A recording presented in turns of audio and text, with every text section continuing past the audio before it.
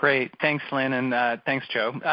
There is terrific information in Joe's analysis, and what I want to do is put it into some perspective and discuss in particular why it's important for policy. And I want to focus in particular on, I think, the important finding in Joe and his colleagues' analysis that the price of healthcare is a major driver of health spending increases. It's certainly not the only driver, and I think, for example, that the finding that diabetes is, as a condition, is a major driver of health spending is also important, and certainly efforts to reduce risk factors for diabetes is a very important effort to both keep people healthy and improve their lives and address health spending. But even in diabetes, as we see throughout other conditions and other types of providers, it's really price that stands out as a major driver. And I think this is significant because recent efforts to address healthcare costs have focused mostly on overuse or what we consider wasteful or low-value health spending rather than price increases. And this work suggests that our efforts may be misplaced or at least incomplete in addressing health spending. And one way to think about this is by comparing us to other high-income countries, and Joe touched on this a little bit. And I'll just run through some very quick things. I think much of this will be familiar to people. I think it's well known that we spend almost twice what other high-income countries on average spend on health care on a per-person basis. And potentially most significantly, the gap between us and other countries has been growing. We, in 2015, we spent 17% of GDP on healthcare. That's actually now risen to 18%, and that compares to 11% for comparable countries.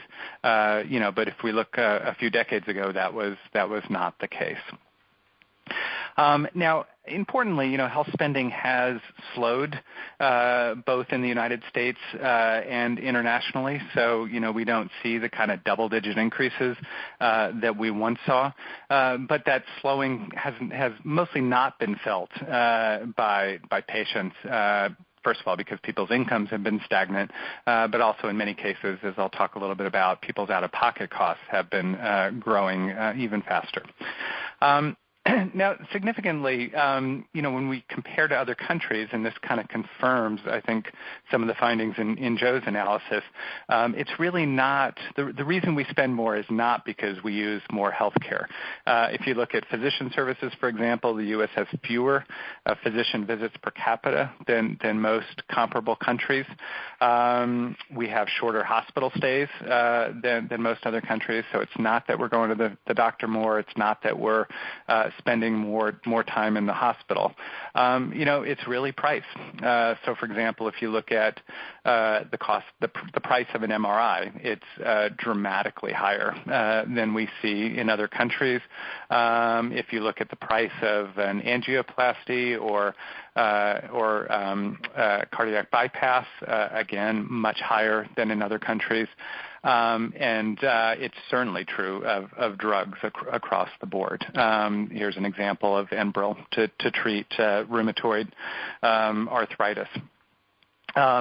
And the real reason is that we are alone in the industrialized world in having a much more modest role for government in the healthcare system, and in particular in regulating prices. Now, we as kind of healthcare experts tend to focus on health spending overall. We focus a lot on the national health spending estimates that come out every year and the kind of data that Joe is presenting. But, when you ask consumers and patients what they care about, it's really what they themselves are spending out of pocket. Now, to some extent, this is because some of the cost of healthcare is hidden. It's hidden in the taxes we pay to support public programs. It's hidden in what employers pay for health insurance, which in turn lowers wages in many cases.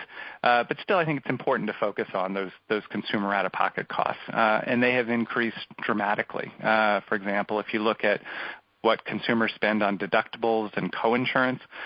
They have increased very significantly over the last decade, and importantly, much faster than wages and people's ability to afford these out-of-pocket costs.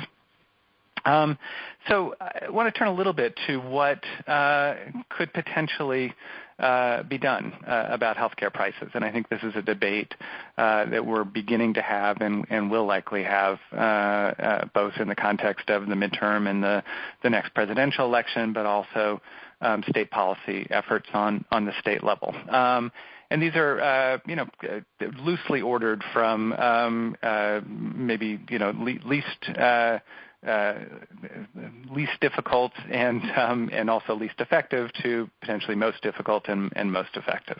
I think there's certainly potentially a role for greater transparency in healthcare prices and shining a light on those prices. The healthcare system is largely a black box, and that's certainly true. It's very much true with pharmaceuticals, but also true for physician and hospital services as well.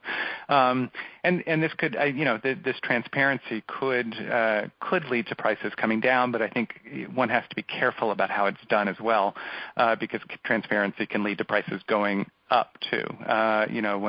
When you if you show clearly that one hospital is getting paid or charging lower prices than another hospital, maybe you encourage the high-priced hospital to bring its prices down, but you might also encourage the low-priced hospital to raise its prices. I think certainly efforts to simplify administration of the system could have a big effect. Administrative costs in general have been increasing significantly in the U.S. healthcare system and are certainly higher than in other countries. We started an effort in the Affordable Care Act in Medicare to pay more for value, to shift our payment systems, and that's been taken up in the private sector as well. This is primarily through the Innovation Center within the Centers for Medicare and Medicaid Services, and there are potentially some efforts to roll back those payment reforms. But those potentially, I think they have been somewhat underwhelming in their effects, but still an important area to focus on. One of the big reasons why price has become such a major driver in the growth in health spending is consolidation, particularly among hospitals. So more aggressive antitrust action, both federally and at the state level, to blunt that consolidation and pricing power could have an effect. And now turning to much more regulatory options that are more like what we tend to see in other countries. All payer rate setting. There are a number of states that did this for hospitals. There are very few now that do, but I think there's evidence, strong evidence that all payer rate setting for hospitals and potentially for other services as well could reduce the growth in prices. One thing we know very clearly is that the prices paid by public payers, by Medicaid, by Medicare, are much lower than what commercial payers pay. So some kind of public option at the state level to allow people to buy in or to expand the reach of public programs could certainly have an effect on prices and health spending and affordability overall. And of course, a single payer system, whether it's a federal system like that proposed by Senator Sanders, or state approaches like California is now considering, and other states have considered as well. I would point to a couple examples of states that have been aggressive at addressing healthcare costs. One is Maryland, which has a long-standing all-payer rate-setting system dating back to the mid-'70s, and recently expanded that program to focus on global budgets for hospitals, which seeks to cap the increase in hospital payments overall at growth in the economy, which is a very aggressive goal. The second is Massachusetts, which is a little different in that it takes a broader approach to addressing healthcare costs to try and limit health spending overall, not just in hospitals to increases in the economy, but in other ways is more limited than Maryland in that there's really no enforcement tool to make that a reality. So I would conclude by just pointing to the fact that there are tremendous opportunities that can come from limiting healthcare costs. It can produce savings to expand access and coverage and provide financial relief for families and businesses and free up resources to allow wages to once again increase, which they have not been doing recently. But, we shouldn't fool ourselves into thinking this is easy. It's never been easy and never will. Inevitably, there are trade-offs involved in controlling healthcare costs. Every dollar in health spending is a dollar in income for someone, and that someone is going to fight hard to maintain that income. And I would say, in general, when it comes to healthcare cost containment, if it sounds too good to be true, it probably is too good to be true. I think we have a number of people on the phone who work at the state and local level, and I think there's real progress that could be made at the state level. But I think it's also important to keep in mind that Medicare is such a big player in the health system and is hard to ignore, and meaningful progress it will be hard without some kind of federal involvement. And I would say, really important to get employer engagement as well. I think the history of healthcare cost containment is one of largely employer apathy. Employers are the major payer of healthcare, and it may be that until we really get employers engaged, it's going to be hard to make progress here. So I will conclude there and allow time and look forward to your questions. Wow, that's great. Thank you for sort of helping us to understand what Joe's data might mean on the ground. We have quite a few questions queued up in the chat, and some of them are definitional, and I was going to ask Joe to start with those. I'm going to read them so they get captured on our recording. Joe, Mark asked, does the category of nursing home care include all long-term care, such as home and community-based services? Great. Thanks, Mark. Great question. It does not. There's lots of places where we know we can improve our study. At this point, nursing facility care includes just the inpatient care, be it short-term inpatient care in a nursing facility or long-term, but excludes home care. So you see that we have $2.1 billion of personal health care spending that we can track. In 2013, there was actually 2.4, I believe. I'm doing that from memory. But either way, it's a little bit larger than what we were able to capture. And there's some types of care, like home-based care, community care, that is provided in home that we're not able to track. In addition, we don't track non-prescribed over-the-counter pharmaceuticals as well as some medical devices don't show up in our data sets. And so at this point, they're excluded from this study. Okay, thank you. And staying with definitions, Brantley asks, where do professional costs fall? For example, you go to the doctor for the flu or a sore throat. Yep, great question. So for us, we've included those. Many of you might be familiar with the Center for Medicare and Medicaid Services puts out each year the National Health Expenditure Account, and they have a category for physician services and other medical personnel services. We include those in kind of the type of care that we're looking at. So in our inpatient category, for example, we're capturing the spending that is on the facility. Those of you who had been in the inpatient facility recently or maybe work at a hospital, know that you get a Joe, I think it's quite specifically trying to understand where a doctor visit would fall. Perhaps the answer is ambulatory?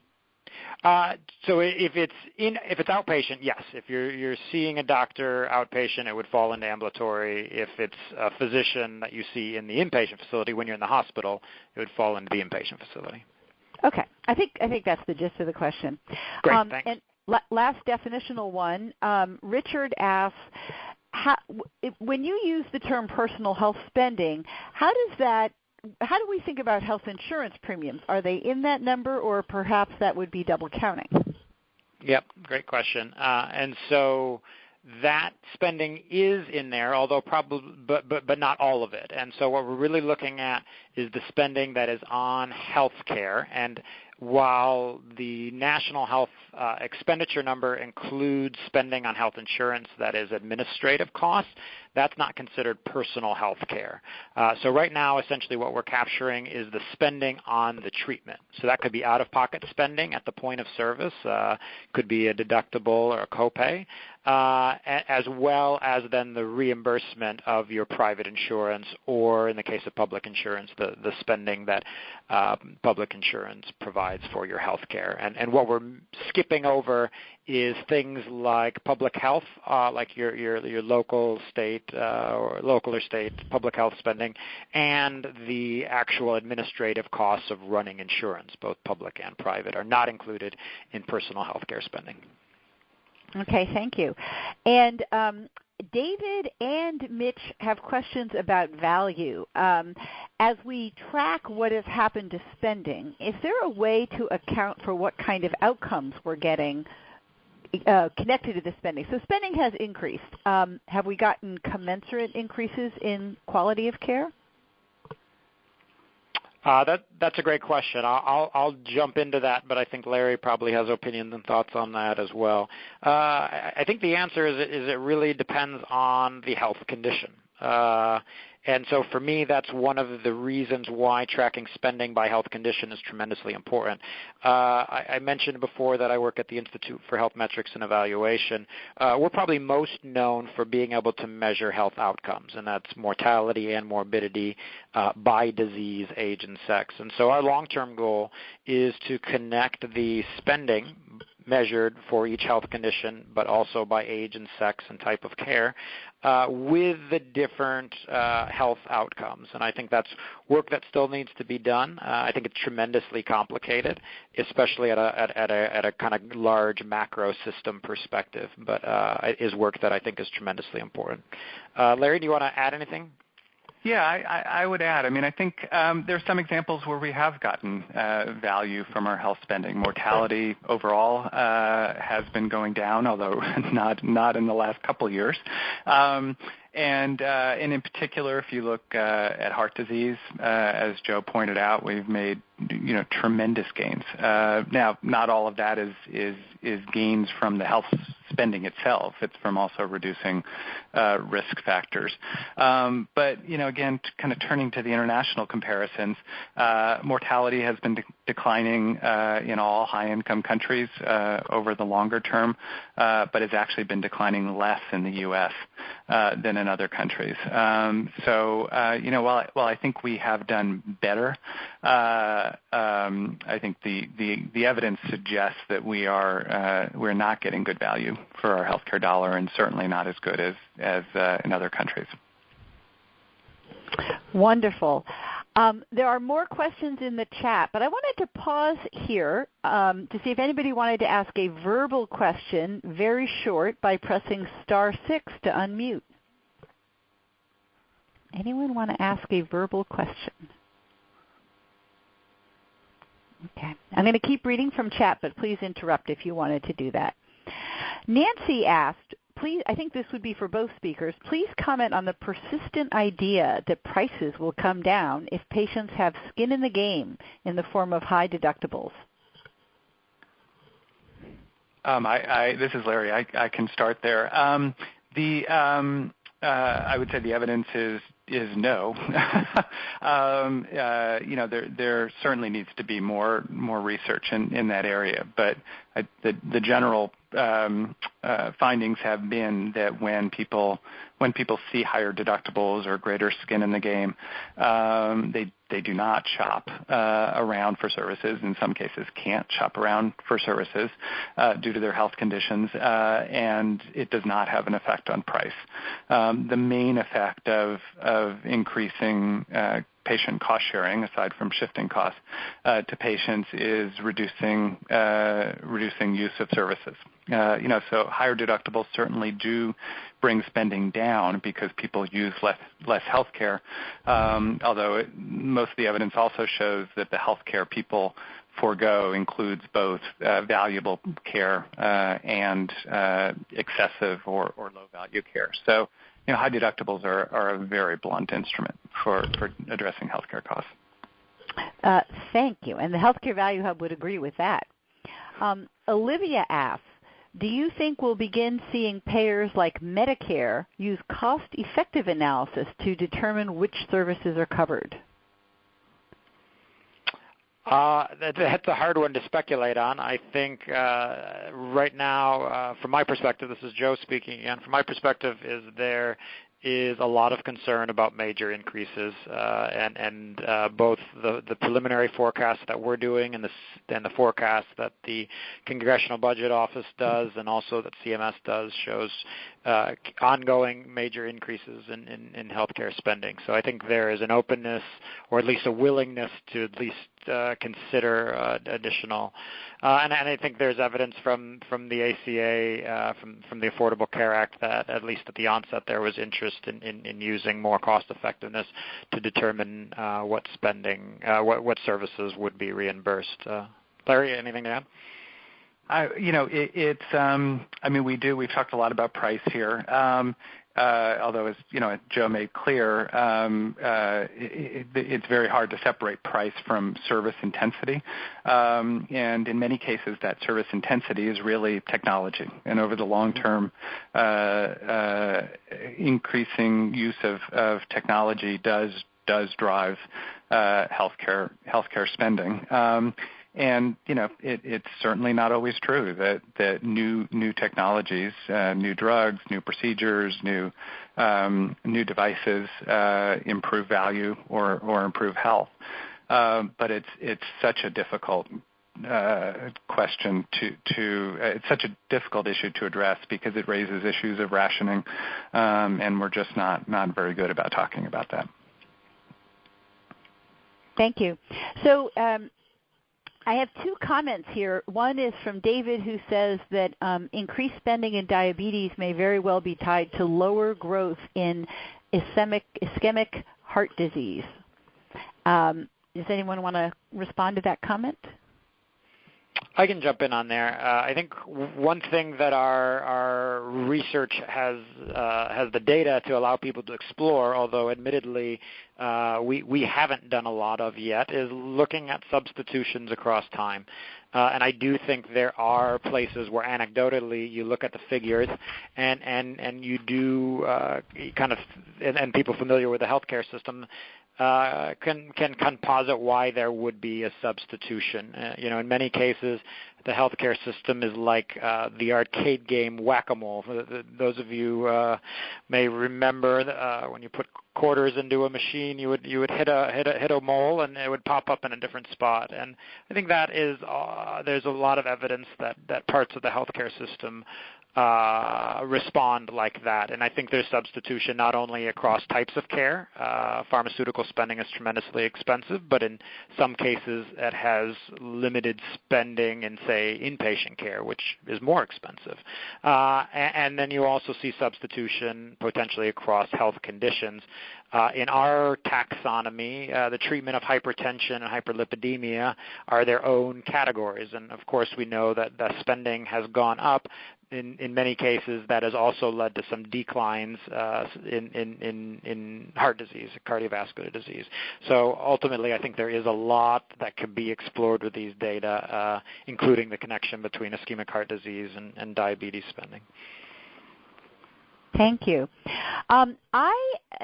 There's more questions, and if our speakers can stay on a few minutes, I'm going to go ahead and ask them. But for people who have to leave right on time, I'm going to make a couple notes. One is we will be sending everyone who registered for this webinar a link to our resources page, and that will include the URL for the tool that Joe demonstrated. It will include a link to the JAMA article, which, as he mentioned, is going to be free for everyone who goes to the link through February 7th. So we hope that you'll do that. It'll link to the Kaiser Health System tracking tool and a number of other resources, including some hub resources like this infographic. And I will, again, just in case somebody has to leave right at the top of the hour, I want to mention that we're very grateful to our speakers as well as the Robert Wood Johnson Foundation. And no surprise, we have another webinar next month. This one is also on a very intriguing topic, which is as we look to fix the problems that were highlighted today, you'll see a lot of emphasis on provider payment reform, but there's very intriguing information about how non-financial incentives can be very powerful when we try to get providers to change their practice patterns. And you can register for that webinar. With that, speakers, can you stay on a few minutes and I'll ask the remaining questions? Sure thing. Yep, right. I can stay Wonderful. a few minutes. Okay, well, we're grateful. It's great material. So Rachel has a comment that I'm just going to read into the record that she says the comments and questions that we're hearing show why this is so complex for policymakers to sort through. And I'm just going to comment on that I do think, though, we are so much better off with this data that you have provided, Joe, compared to before. It is very complex and difficult. Now on to a question from Nancy. Would it be possible to use your data to untangle the effects of provider versus insurer concentration on price? That's a good question. That's not something I have thought a lot about. I don't have a good answer for that, so I don't think I'll hypothesize. I think right now what we hope to add will be information more on the payer, which will include but fairly aggregated categories. It'll only be three. It'll be out-of-pocket spending, private insurance, and public insurance, and that will allow us the first look at payers. And what we don't really have information about is the provider. We have it at these aggregated categories, inpatient, outpatient. And I think the question you're asking, I would imagine, is likely more suited for a data set that can give you information at a single region, more specific about who the providers are and what kind of networks exist. All right, thank you. Brendan asks, well, he has a comment and an ask. The elephant in the room always seems to be that squeezing healthcare providers is politically challenging. What credible analyses exist to objectively explore the trade-offs of capping or limiting prices in some way? Well, this is Larry. I'll start, and then Joe should jump in. I would say, the experience in particular from Maryland is useful here. Also it's not perfect, but we look at what's happened in Medicare. Prices in Medicare have grown much more slowly than in the commercial market, and there don't seem to be any troubling signs of lack of access. And then, the international comparisons are imperfect here, but I think instructive as well. The prices are much lower in the international context, and again, the outcomes are as good, and I would say in many cases actually quite a bit better than what we see here. But there are trade-offs. Lowering price means lowering someone's income, so it means that clinicians make less money, hospitals are less profitable, and those are, that's what raises the difficult political issues. Okay. There's just two more. Tom asks, the data presented go through 2013. How might the passage of the Affordable Care Act have affected this cost driver analysis? Thanks, Tom. Great question. This is Joe speaking. We're adding 2 years and plan to submit for peer review within the next month. And our hope is that by having estimates through 2015, we'll really be able to start to see and assess what kind of changes were rolled out, and in some cases maybe potentially associated with the Affordable Care Act. We're in the process of generating those numbers now, and constantly reminded that while this study is very granular in relative to many kind of macro studies that look at all of healthcare in the United States as a whole, they're still very aggregated categories, and our expectation is that many of the impacts of the Affordable Care Act take time, and I think we'll be capturing some of those, and we'll be able to point to some of those, but at the moment it's still a work in progress. All right, you've been very patient. Last question. For Brantley, could you define the intensity part of the price and intensity component again? Yeah, Joe speaking again. It's a tricky one. It's really important to understand, so thank you for asking. So price is pretty easy.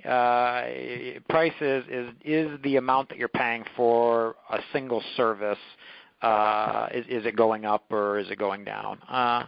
Where intensity is trying to get at the issue is the actual service changing?